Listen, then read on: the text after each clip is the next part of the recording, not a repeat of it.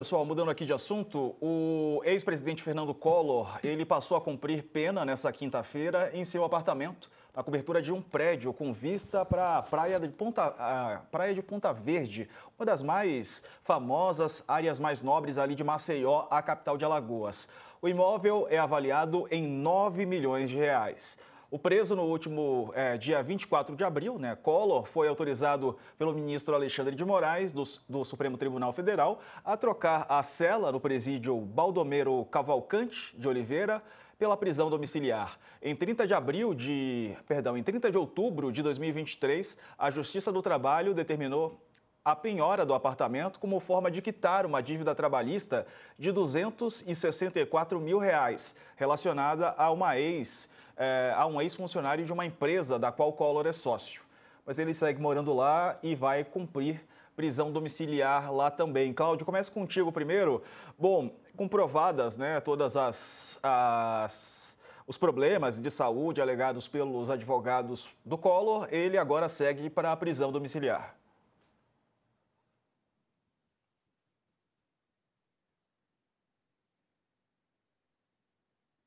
Ô, Cláudio, acho que seu áudio está fechado aí, desculpe. Vou pedir você abrir. Perdão, acho que agora eu corrigi aqui.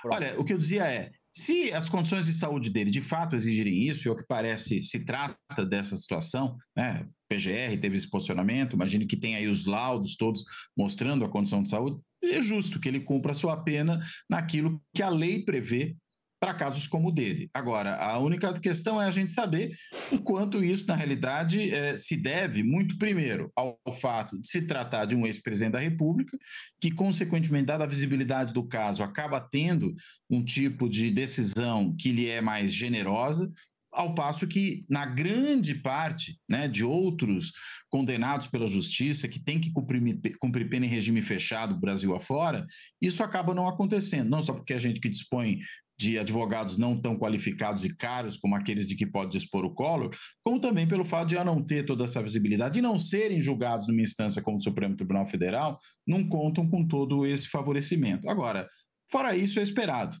que ele realmente tem esse tipo de tratamento. Agora, chama atenção, que tenha demorado tanto tempo, A gente tem aí o Collor, envolvido em uma série de malfeitos ao longo da sua trajetória política, desde pelo menos a sua passagem pela presidência no comecinho dos anos 90, Teve já uma sentença sua anterior aí não prosperando, ou seja, ele acabou sendo perdoado no âmbito do Supremo Tribunal Federal, mas não dessa vez num outro caso, quando ele volta à cena, e aí se envolve lá num daqueles vários problemas ali relacionados à Petrobras, vinculados à corrupção.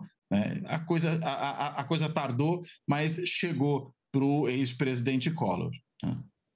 O Sakamoto, curioso que eu estava vendo a audiência de custódia e nessa audiência o juiz ali que faz as perguntas, aquele que acaba de ser preso, perguntou pro Fernando Collor de Mello, pro ex-presidente, se a filha dele era maior de idade, ele não soube responder, mas não era, ela tinha 18 anos.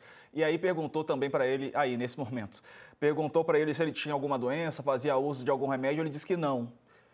Aí depois os advogados disseram que sim e, pelo jeito, conseguiram comprovar que sim, Falaram que ele tem alguns problemas de saúde mental, também a apneia grave, a apneia do sono. E aí, Sakamoto? Então, tem um ponto interessante nessa história inteira, que a gente discutiu bastante aqui, o presidente Collor não ter negado na audiência de custódia que tinha Parkinson, transtorno bipolar, apneia do sono, quer dizer, negou falou que estava bem de saúde, que não tinha nenhum transtorno, depois os advogados apontaram isso, que ele teria essas três condições e se basearam nisso para conseguir a prisão domiciliar.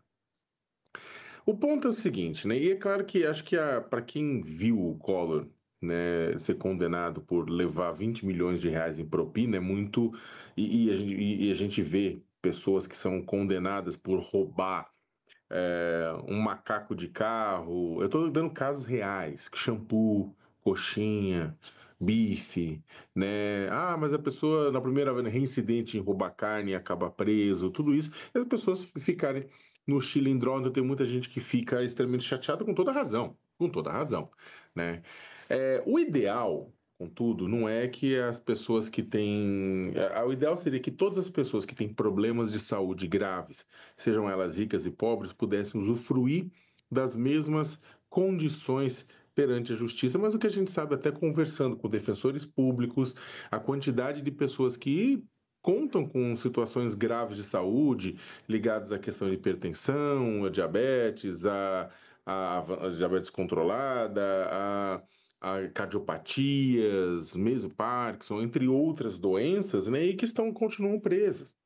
Então, a questão é o seguinte: o caso do Collor deveria servir, neste exato momento, assim, a partir do momento que o Collor obtém essa decisão, deveria ser feito uma força-tarefa, deveria ser feita uma varredura em todo o sistema prisional para fazer a mesma coisa para as outras pessoas que também têm condições semelhantes ou piores que o presidente Collor. Né? Quando a Adriana Anselmo, que era mulher e era esposa de Sérgio Cabral, né, do ex-governador Sérgio Cabral, ela estava também, tinha prisão decretada, tudo isso, mas ela conseguiu liberdade, né?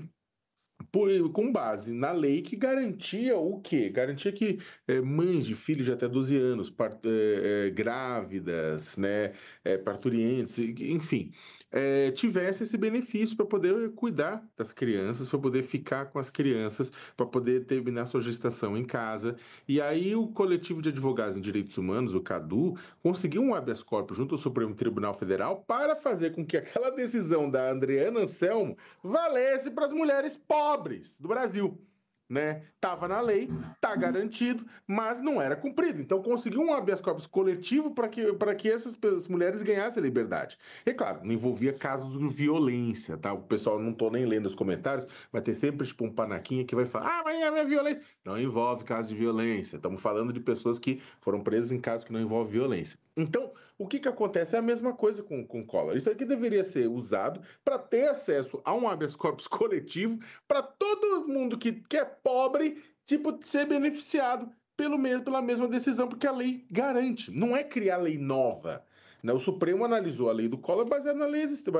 O caso do Collor baseado na lei existente. O Supremo analisou o caso da Adriana Anselmo baseado em lei existente. Só que valeu para rico. Bora valer para pobre? Bora fazer essa força-tarefa também para liberar os presos, né, que estão em condição de saúde precária e que poderiam e que não cometeram crimes contra a vida e que por isso poderiam terminar sua pena em casa? É uma boa questão de fazer. Vamos ver se o judiciário vai fazer ou continuamos no país do que depende, que a sua pena, o seu tratamento vai depender do tamanho da sua conta bancária.